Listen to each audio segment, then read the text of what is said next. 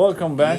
So we'll learn the Tanya for today, chapter 39, and continue with this chapter. So the flow, depending on the intensity of your devotion, intention, your divine service is elevated to the higher realms. However, if there is no devotion, then one's service has no wings to rise to the upper worlds. So we see the importance of devotion and the intensity of the devotion. Today's lesson, Torah and mitzvahs performed non-consciously, by rote, even if not for an ulterior purpose, do not ascend on high. So you're doing it, there's no ulterior motive, but it's not done with intention or devotion. So rather you're doing it by rote, non-consciously. You got used to it, so you're doing it.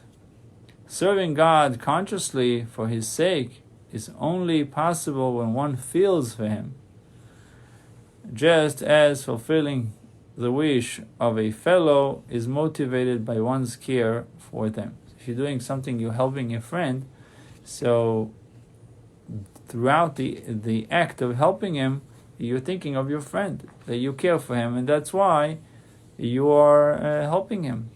So when you're doing something for Hashem, you have to be thinking, I care for him, I love him, and that's why I do it.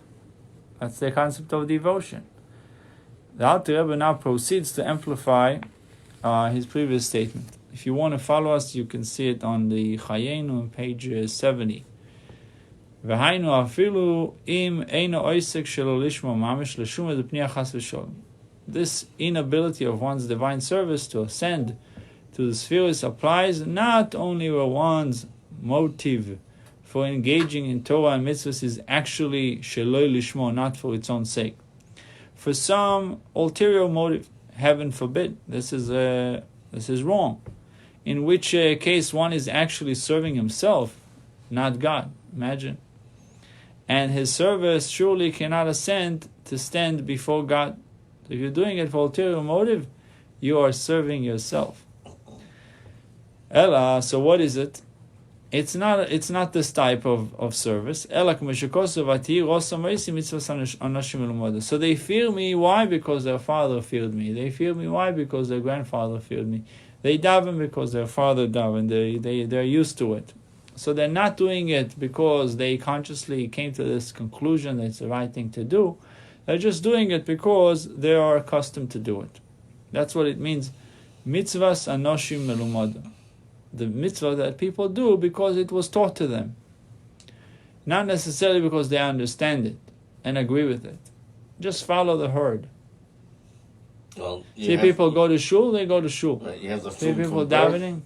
You have the right, so he's talking about from birth. Right. So, we're dealing with, back then, with the time that Tanya was written, the Enlightenment movement was starting. So primarily you had 99, most of the Jews were either Jews and religious, or there was no non-religious Jews. Mm-hmm.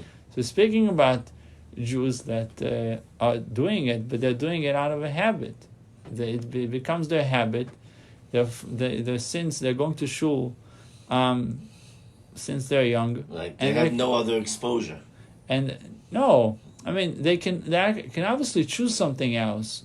They lived in the world. The Alter Rebbe wrote it in Russia. These Jews lived in the world. They saw the goyim. They could have imitate and emulate the goyim, but they didn't do it because they consciously, intellectually, they came to this understanding it's the right thing to do. They just continued. That's how they grew up. So tradition. They continue the same thing. Yeah, that's a good one. Tradition. That's the meaning of mitzvahs anoshim melumada. You're doing it because your parents did it. Now, on the other hand, One second. So there's the really bad way of doing it that you're doing because of ulterior motive, which is worse. mm-hmm. And then second to worse is that you do it because of your parents. You're following along. You not necessarily came to this understanding yourself that it's the right thing to do. Just do it. Like davening, it becomes so automated that we just say the words because we are used to it already. Said so many times, it just comes out. We're not really thinking about what we're saying, or we're doing certain mitzvahs because we're accustomed to do. So he does not really do it.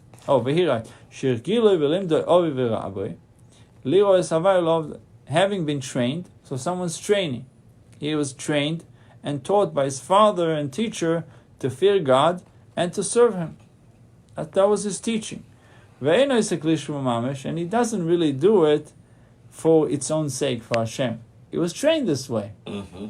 So if a guy, like you said about Tshuva, it's someone that was trained differently and now he's acting differently. Mm-hmm. So he's a little bit more removed from doing it habitually. Right. But even a guy like this can start doing it habitually because he gets used to it. He starts doing it every day. So even though for 50 years he didn't do it, but now for another 30 years he's doing it, it can become automated. Right. So he does not really do it for its own sake. So he tells us a rule of thumb that it is impossible to serve God truly lishma, for its own sake, without arousing one's natural fear and love, at least. If you do it without fear and love, any mitzvah that you do, learning Torah, without fear and love, that means that it's not truly for its own sake. It's not really lishma. By bringing them out, feelings. Do something with feelings. It's not dry act. So by bringing them out from the concealment of the heart into revelation, at least in the mind and the latency of the heart. Sometimes the mind understands something. The mind understands that I need to fear. I need to fear the situation. Or I need to love the situation. I need to love that person. The mind understands this. The heart not necessarily cooperating with the mind. Sometimes that's why it's called the Meitzar HaGor. And what is Meitzar HaGor? I mean, the constraint of the neck. That sometimes the neck is the Mitzrayim, is constricting. It's not allowing what we understand in our mind to come to our heart. What does that mean? The moment that your actions are infused with emotions, you're going to do them on a completely different level. You're going to be more connected. That for sure, but it's going to be more enthusiastically. It's going to be done a whole different level. Also, the moment that we are capable of arising emotions, immediately we go into action. If there's no emotion, it distances you more from action. So if you understand something intellectually, I don't know, you read a good book about, read a book about business. Okay. You're going to do A, B, and C, and you're going to be able to build, and you're going to be able to create a whole enterprise from the book. And it makes so much sense. It makes sense, and it's logically correct, economically, everything works out in your mind. But if you never got excited about it, you're not gonna do anything. It's a very beautiful book, and you move on to the next book. Read another idea, and all the good ideas that you learn from the book are gonna stay in your mind, but nothing will come to action. Why? Because there's no emotions. But if you read a beautiful idea and emotions kick in, you get excited. Either you love the idea or you hate it. It leads you to action. Right. So the same thing over here. He writes, by bringing them out from their concealment of the heart into revelation, at least in the mind, and in the latency of the heart. And you write, when you do something for your friend, there's two reasons why you will do it for him. Either you're afraid of him or you love him. These are the two reasons why you would do something for anybody. Right. So for just as one does not do something for his fellow to carry out his friend's will, unless he loves him or fear him. Similarly, you cannot really do for the sake of Hashem, be'emes, truly, to carry out the will of God, bli zichron, without remembering, without arousing love or fear, at least in your mind, in your thought, v'talum yislibu al kol ponim, and the latent level of his heart, at least, if he cannot arouse these emotions openly in his heart, then it's not truly lishmo. It's not truly for its own sake. One who observes the mitzvahs out of habit, however lacking, even the minimal arousal of love, cannot be described as serving God for His sake. At least minimal amount of love. If it's not there, it's not for its own sake. Even though his performance is impelled by no ulterior motive. You have no ulterior motives, but it's not for its own sake. It's not for its own sake because it's not motivated with love or fear.